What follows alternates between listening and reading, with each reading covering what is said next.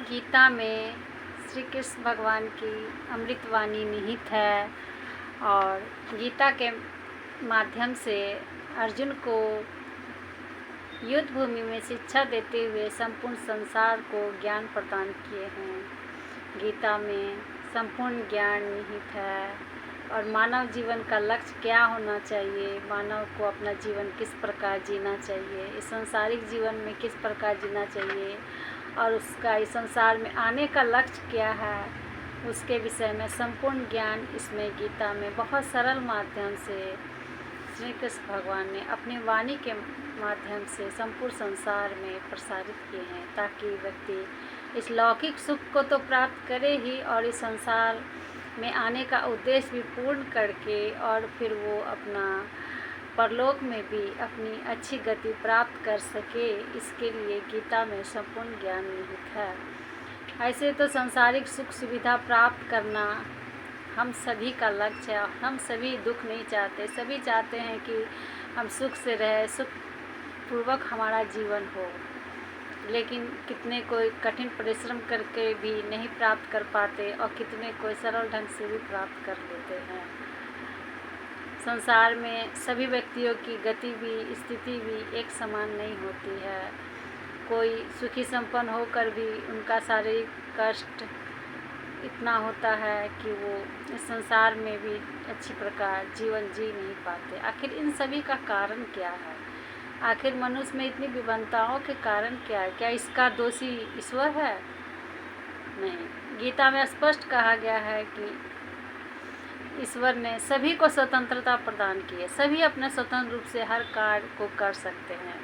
इसके लिए हर मनुष्य को अधिकार है। तो वास्तव में सारी सृष्टि ही कर्म के आधार पर हुई है। मनुष्य जैसा अपना कर्म करता है उसी के अनुसार फल मिलता है, लेकिन ये सत्य है कि फल का प्रभाव हम तुरंत नहीं जान पाते। ये जन्म जन्मांतर का सीढ़ी लगी हुई है कि इस जन्म का प्रभाव उस हमें अगले जन्म में और बीते हुए का प्रभाव इस जन्म में हमें प्राप्त होता है।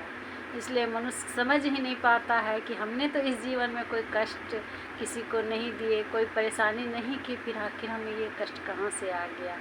या खुद ही कभी ऐसा काम कर देते हैं जो वो उस प्रकृति के नहीं होते हैं, अच्छी प्रकृति के होते हैं, लेकिन अगले जन्म का प्रभाव का कर्म का प्रभाव ऐसा चलता है कि उनसे गलती कुछ हो जाती है और वो गलत कार्य कर बैठते हैं। इसलिए सबका आधार कर्म है। इसलिए कर्म पर गीता में विशेष रूप से बल दिया गया है कि अपने कर्म पर ही ध्यान देना चाहिए। सब चीज़ का केंद्र बिंदु कर्म ही है। इस सृष्टि का आधार ही कर्म है।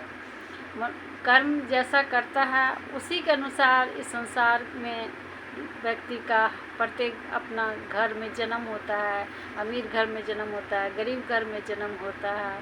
कर्म के आधार पर ही और फिर उसे कर्म के आधार पर ही फिर वो अपने प्रयास से आगे की ओर गति करते हैं।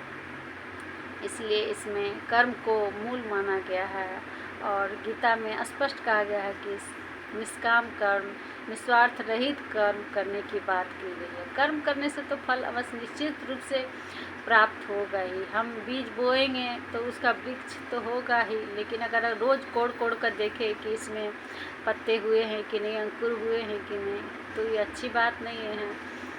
उसी प्रकार हम उसमें जल डालते रहें, उसकी अच्छी तरह देखभाल करते रहें तो वो पनपेगा ही। उसी प्रकार आनंद पूर्वक गीता में श्री कृष्ण भगवान आनंद पूर्वक मतलब अपने जिस कर्म को वर्तमान में कर रहे हैं उसको अच्छी तरह करने की बात कही गई है और उसको अच्छी तरह उसको इस करे, कुशलता पूर्वक करे और फिर उस पर आसक्ति ना रखने की बात की गई है, क्योंकि आसक्ति ही बंधन का कारण है और वही हमें सुख दुख, क्रोध, लोभ, मोह, अहंकार आदि अवगुणों में हमें उलझा देता है और हम इसमें इस तरह उलझ जाते हैं कि हम निकल नहीं पाते हैं। इसलिए आनंद पूर्वक कर्म करने की गीता में श्री कृष्ण भगवान ने कही है कि अपने स्वार्थ रहित कर्म करो, क्योंकि कर्म तो हमारे इंद्रियों के द्वारा होता है।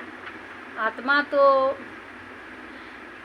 तो स्थिर है और दृष्टा है और करता है और कर्म शरीर के द्वारा होता है। जो आत्मा शरीर के अंदर में है और शरीर का जो मालिक है वो शरीर के माध्यम से कर्म हो रहा है। आँख, नाक, कान, इंद्रिय, मस्तिष्क के द्वारा कर्म हो रहा है जो जड़ है, और आत्मा तो अकर्ता है।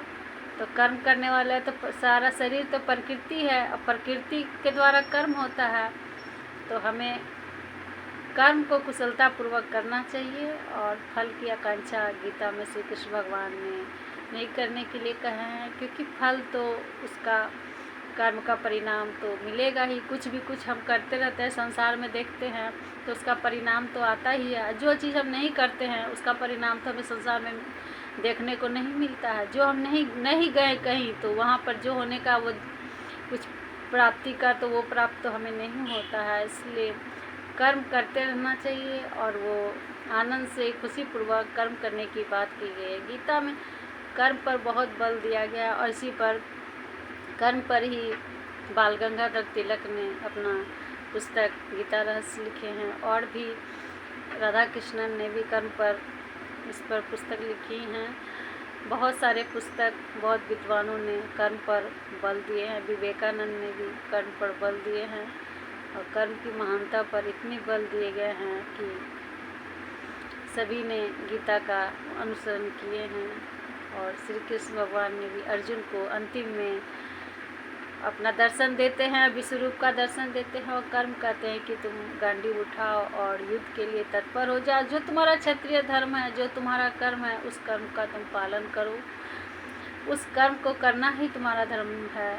तुम अपने कर्म का पालन नहीं करोगे तो सब कोई तुम पर हंसेंगे, और ये दुर्योधन है, ये जो सारे खड़े हैं, सब तुम्हें इस तरह की बातें बोलेंगे जो तुम बर्दाश्त नहीं कर पाओगे। तुम्हारा यह धर्म भी नहीं है, तुम अपने धर्म का पालन करो। यह धर्म का अर्थ कर्म है, और तुम अपने कर्म पर लगे रहो। कर्म ही तुम्हारा धर्म है। और वो फिर गांडीव उठाते हैं अर्जुन और अपना कर्म करते हैं। कर्म करते समय क्रोध और अहंकार और ईर्ष्या और द्वेष का नहीं, बस कर्म तो कर्म ही है। हमें अपना कर्तव्य का पालन करना चाहिए। जिसका जो कर्तव्य है, विद्यार्थी का जो कर्तव्य है वो उसका पालन करना चाहिए। अब देश की रक्षा करते हैं, उनका जो कर्तव्य है उनको पालन करना चाहिए। सभी क्षेत्र में अपना अपना सबका जो कर्म है उस कर्म का पालन भली भांति अच्छी प्रकार करना चाहिए, और कर्म ही जीवन का आधार है। यही गीता का संदेश श्री कृष्ण भगवान ने कहे हैं कि तुम कर्म करो, कर्म ही जीवन है, और संसार का भी आधार कर्म ही है, और सृष्टि का आधार भी कर्म है। सृष्टि भी कर्म के ही आधार पर होता है। कृष्ण भगवान कहते हैं